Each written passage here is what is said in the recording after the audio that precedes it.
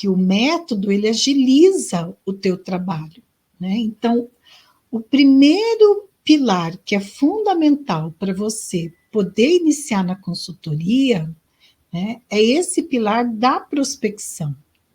Então, que vai te dar estratégias para você poder chegar até o cliente, as organizações clientes. O segundo pilar é o pilar das propostas. Se você conseguiu chegar até a empresa, se você usou a estratégia adequada, se você realmente se posicionou de uma forma efetiva, adequada, junto às empresas que você estava prospectando, você conseguiu ser ouvida pela empresa. Se você conseguiu ser ouvida pela empresa, a empresa também, se você usou as estratégias adequadas para apresentar o seu trabalho para a empresa, como você apresentou, né, isso vai fazer com que a empresa deseje o teu trabalho, ou que a empresa perceba que você pode ajudá-la em alguma dor que ela tem. Sim, porque assim como nós, né, cada ser humano, as empresas são feitas de seres humanos e as empresas têm suas dores também. E às vezes são dores que ela está reconhecendo os sintomas, ela está vendo que esses sintomas estão prejudicando o clima organizacional, está prejudicando o bem-estar dos trabalhadores, está prejudicando os resultados, a produção, está prejudicando a imagem que a empresa está passando para os acionistas, né? Porque agora com o ESG, cada vez mais as empresas estão vendo que elas precisam investir, né, nesses 3 pilares do ESG. Por quê? Porque a imagem dela pode ficar comprometida junto, né, a acionistas, a investidores, a outros, né, stakeholders, né, como chama, que estão ali se relacionando com essa empresa. Então, às vezes a empresa tem uma dor que ela não sabe como resolver.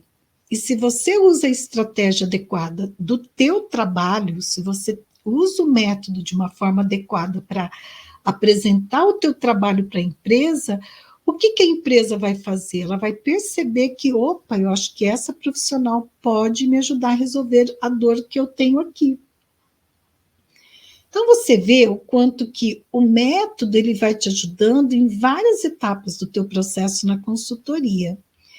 E quando essa empresa vê isso e deseja o teu trabalho, deseja conhecer mais o teu trabalho, geralmente o que ela faz? Ela pede uma proposta. Ela fala, então faz uma proposta, né, para mim, sobre esse trabalho, sobre esse serviço que você oferece.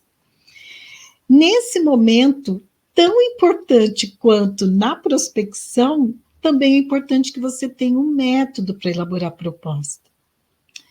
E, principalmente, é importante para que você não corra o risco de dar informações de mais ou dar informações de menos. Então, quando você tem um método para elaborar uma proposta, porque, veja, você ainda não foi contratada, a empresa ainda está naquela fase de te conhecer, de avaliar, né? Você precisa saber como elaborar uma proposta.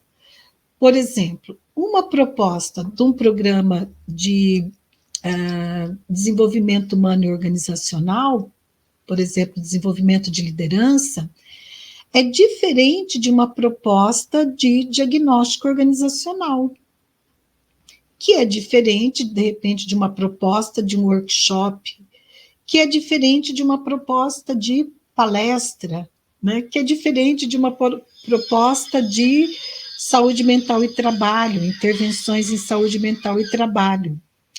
Então, essas diferenças, elas são contempladas aonde? No método. Elas precisam ser contempladas no método, né? O método vai te orientar, olha, então, se é proposta de diagnóstico organizacional, você vai fazer dessa forma, você precisa incluir isso.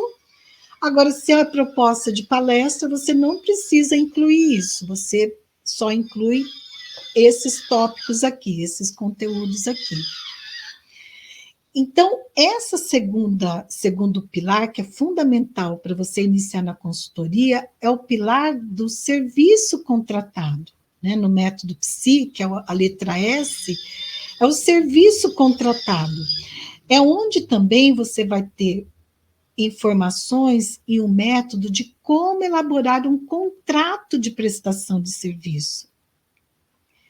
E quando eu fui elaborar esse contrato de prestação de serviço, né, no método, eu já fazia de uma forma e eu fui buscar uma assessoria com uma parceira minha de trabalho, que é a doutora Maiara Bispo, para ver se realmente o que eu tenho praticado nesses 21 anos estava adequado, né, do ponto de vista legal, porque até hoje eu não tive nenhum problema, né, com empresa que deixou de pagar, que questionou o contrato, que levou por uma ação.